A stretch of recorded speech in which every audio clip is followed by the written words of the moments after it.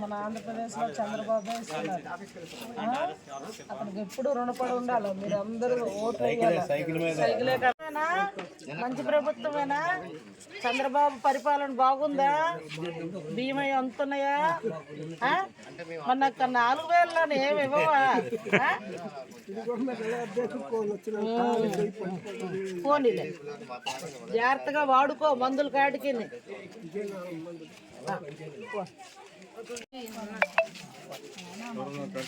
ఏదో ఈ 4,000 నీ ఖర్చులకు సరిపోతాయి కదా.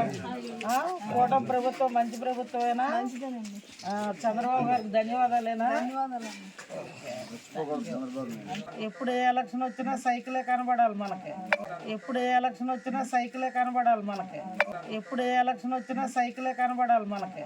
ఓకేనమ్మా, రైట్. చంద్రబాబు గారి పరిపాలన బాగుందా?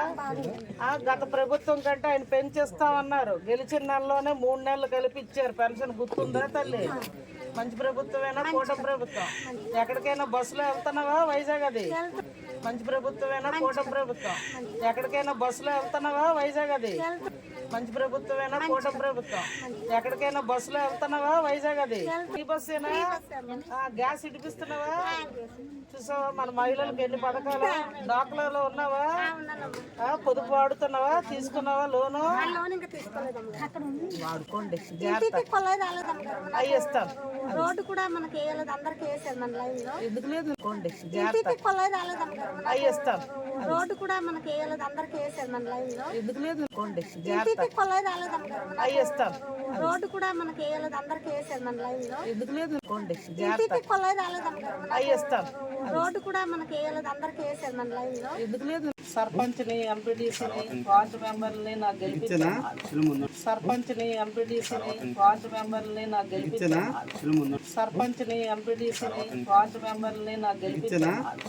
గ్యాస్ బండ్లు ఇప్పిస్తున్నావమ్మా? సబ్సిడీ పడుతుందా? లేదు, పడుతుంది. చూడండి, చెక్ చేయండి. వీళ్ళకి గ్యాస్ బండ్లు ఇప్పిస్తున్నావమ్మా? సబ్సిడీ పడుతుందా? లేదు, పడుతుంది. చూడండి, చెక్ చేయండి. వీళ్ళకి గ్యాస్ బండ్లు ఇప్పిస్తున్నావమ్మా? సబ్సిడీ పడుతుందా? లేదు, పడుతుంది. చూడండి, చెక్ చేయండి. వీళ్ళకి గ్యాస్ బండ్లు ఇప్పిస్తున్నావమ్మా? సబ్సిడీ పడుతుందా? లేదు, పడుతుంది. చూడండి, చెక్ చేయండి. వీళ్ళకి కాదు, మన ఇంట్లో కడుపులు పుట్టిన పిల్లల కంటే బాగా చూస్తుండే చంద్రబాబు నాయుడు గారు. 4,000 ఇవ్వడం సంతోషమేనా? మరి వారానికి మాంసం తెచ్చుకొని తింటారా? ఓ సబాష్, ధన్యవాదాలైనా చంద్రబాబు నాయుడు గారికి.